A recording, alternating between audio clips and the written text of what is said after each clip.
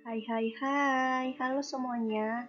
Kami di sini ingin mempresentasikan hasil kerja kelompok kami yang bab 15 yang berjudul Merencanakan Penugasan Asuransi dengan mata kuliah Audit Internal dan dosen pengampunya Ibu Dr. Deliana SE AK MSI. Pertama-tama di sini ada nama kelompok. Yang pertama nama teman saya ialah Perkenalkan, nama saya Natasha Magdalena Panggang, NIM 2105151088. Dan saya sendiri, Sarah Fajira, NIM 2105151080. Nah, di dalam materi merencanakan penugasan asuransi terdapat langkah-langkah perencanaan penugasan atau asuransi atau konsulting pada umumnya adalah yang pertama, pahami konteks dan tujuan penugasan. Yang kedua, kumpulkan informasi untuk memahami audit, area atau proses yang direview. Ketiga, lakukan penilaian sementara atau preliminary assessment atas risiko-risiko relevan. Keempat, tentukan tujuan-tujuan penugasan. Kelima, tentukan lingkup penugasan. Keenam, alokasikan sumber daya manusia yang tepat keahliannya dan cukup. Dan yang terakhir, dokumentasi rencana audit yang dibuat. Nah, selanjutnya ada mengumpulkan informasi. Nah, di sini auditor internal mengumpulkan informasi tentang area atau proses yang akan direview seperti yang pertama, adanya tujuan bisnisnya. Yang kedua, adanya proses yang ada untuk mencapai tujuan. Yang ketiga, risiko yang dapat menghambat tercapainya tujuan bisnis. Dan yang keempat, pengendalian yang ada untuk memitigasi risiko. Nah, di sini, dari keempat ini, auditor internal harus memastikan apakah penugasan ini merupakan permintaan akan jasa asuransi atau konsulting, karena ekspektasi pemangku kepentingan dan standar yang berlaku berbeda untuk kedua jenis penugasan tersebut. Nah, di sini ada dua teknik yang dapat membantu auditor internal untuk mengidentifikasi risiko dan pengendaliannya pada area atau proses yang akan direview. Yang pertama, proses NAT yang bisa disebut menggunakan peta-peta proses. Yang kedua, ada brainstorming atau mengenai risiko-risiko potensi. Dalam hal ini, memahami dan memetakan proses dan pengendalian untuk mengidentifikasi risiko-risiko yang menyebabkan gagalnya pencapaian tujuan-tujuan bisnis. Auditor internal harus memahami area atau proses yang direview. Nah, di sini auditor internal dapat membuat sendiri atau menggunakan peta proses yang sudah dibuat, misalnya oleh audit. Asal saja auditor dapat memastikan bahwa peta itu akurat dan belum berubah. Selanjutnya, ada wawancara pemangku kepentingan yang relevan. Mewawancarai pemangku kepentingan yang relevan adalah langkah penting yang sangat menentukan dalam membantu auditor memahami dengan baik tujuan, desain, operasi, dan lingkungan pengendalian atau kontrol environment dari area atau proses yang direview. Nah, di sini seringkali bagian organisasi dapat membantu auditor internal untuk menentukan pemangku kepentingan yang relevan. Nah, di sini ada juga auditor internal umum mewawancarai pemangku kepentingan yang melakukan langkah-langkah dalam suatu proses, seperti yang pertama, adanya personalia yang mengerjakan langkah-langkah dalam proses. Di dalam ini, insight atau wawasan yang bisa diperoleh melalui wawancara dengan personalia dari segala tingkat. Yang kedua, ada manajemen. Dalam hal ini, para manajer yang bertanggung jawab atas area atau proses yang direview dapat memberikan gambaran menyeluruh yang terbaik mengenai proses dirancang untuk beroperasi. Yang ketiga, ada personalia teknologi informasi atau TI. Dalam hal ini, risiko-risiko TI dan risiko keamanan atas informasi sangat kritikal. Yang keempat, adanya penasihat hukum dan compliance officer. Dalam hal ini, bermacam-macam area dan proses menjadi subjek aturan perundang-undangan dan subjek terhadap kepatuhan atau regulatory compliance. Dan yang terakhir ada pemangku kepentingan lainnya. Dalam hal ini, auditor internal dapat mewawancarai atau menyurvei para pelanggan atau area bisnis yang lain yang terkait dengan area atau proses yang direview. Selanjutnya, ada juga mendiskusikan skenario-skenario yang berpotensi mengandung risiko.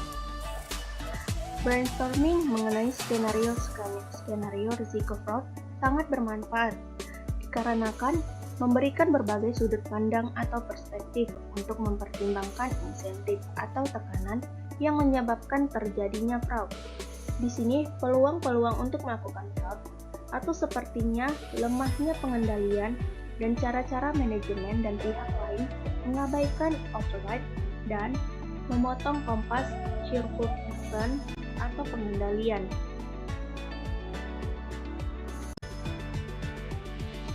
Selanjutnya, ada juga mendokumentasikan informasi yang dikumpulkan. Yang pertama, adanya tujuan-tujuan dari area yang direview. Yang kedua, adanya strategi-strategi yang digunakan untuk mencapai tujuan-tujuan tersebut. Yang ketiga, adanya risiko-risiko yang ada dalam upaya mencapai tujuan-tujuan tersebut.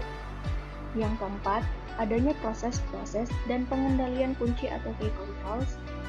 Yang kelima, adanya sistem IT dan sistem-sistem lain yang relevan untuk area atau proses yang direview. Dan yang terakhir, adanya sumber-sumber data dan tingkat kepercayaan data yang masuk dan keluar dari area atau proses yang direview.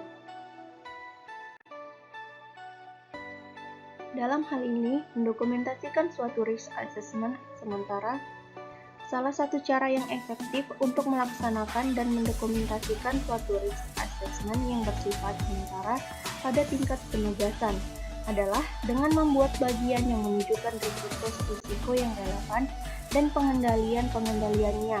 Seperti bagian ini disebut risk and control matrix. Baiklah, materi selanjutnya akan dijelaskan oleh teman saya, Natasha Magdalena Sanggang. Natasha, dipersilahkan.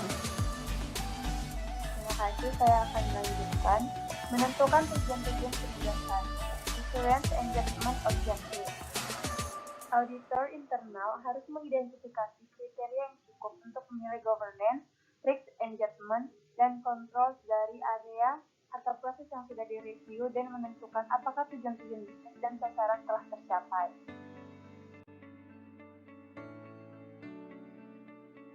Auditor internal juga perlu mempertimbangkan mencari masukan dari para ahli dengan menyusun kriteria yang relevan. Contoh kriteria yaitu yang pertama adanya KPI atau Key Performance Indicator. Yang kedua, target-target yang ditetapkan dalam perencanaan strategi. Ketiga, tingkat kepatuhan dengan kebijakan dan prosedur hukum dan peraturan perundangan. Yang keempat, standar-standar atau benchmark asal pasokan.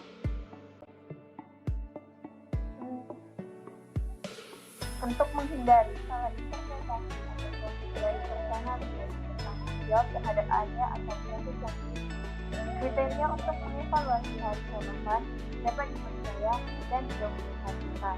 Contoh tujuan penugasan dapat diidentifikasikan untuk penugasan utang atau accounts payable engagement.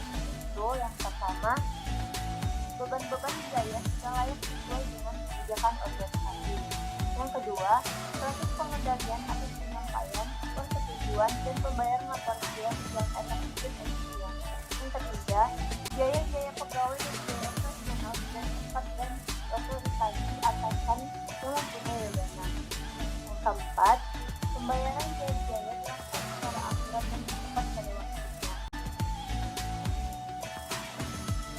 Menentukan lingkup penugasan. Lingkup penugasan menjadi batas suatu penugasan. Auditor harus berhati-hati merumuskan luasnya lingkup penugasan untuk memastikan lingkup tersebut dapat mengidentifikasikan informasi yang dapat dipercaya. Auditor juga mempertimbangkan bagaimana faktor hukum dapat mempengaruhi lingkup penugasan.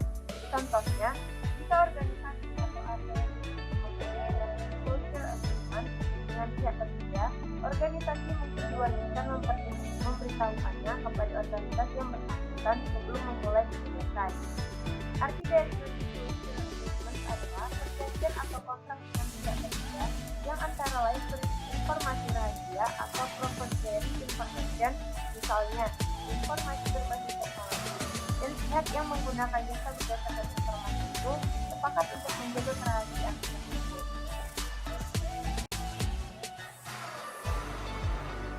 Contoh dari hal-hal yang dapat dimasukkan atau tidak dimasukkan dalam lingkup penugasan asuransi atas account payable. Yang pertama, yaitu biaya-biaya, di mana terdapat operasional, perjalanan, supply, pegawai. Kedua, masalah personalia, diantaranya para eksekutif, perusahaan, manajemen, dan lain-lain. Yang ketiga, lokasi, diantaranya kantor korporasi atau kantor pusat, lokasi operasional atau perwakilan di dalam autonomous negeri dan yang keempat, kurun waktu, terdapat di periode berjalan, periode yang lalu, bulan, kuartal, tahun, dan seterusnya.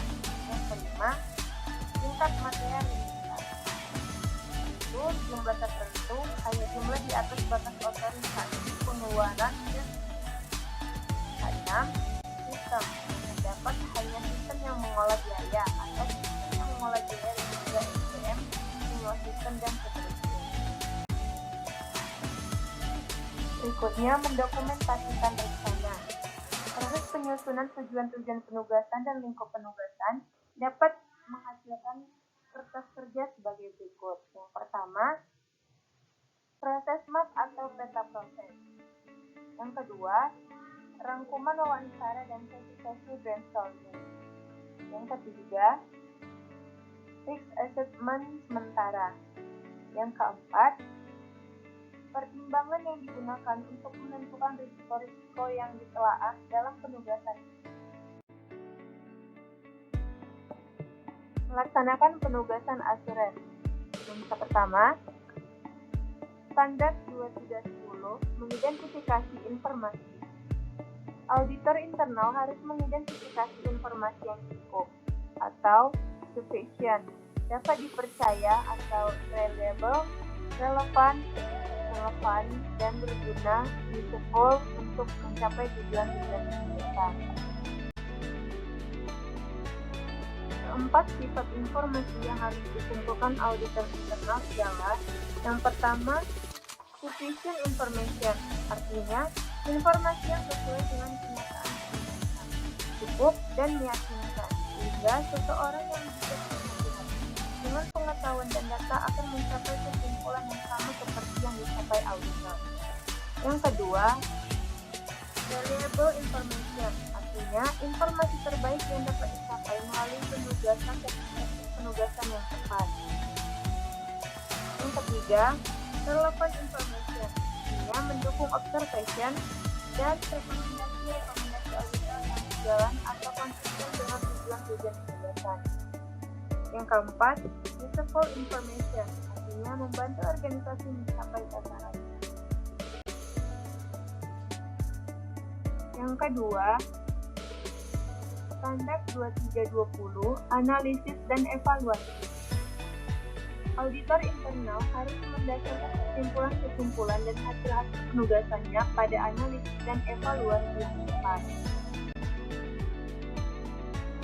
Yang ketiga, standar 2330 mendokumentasikan informasi.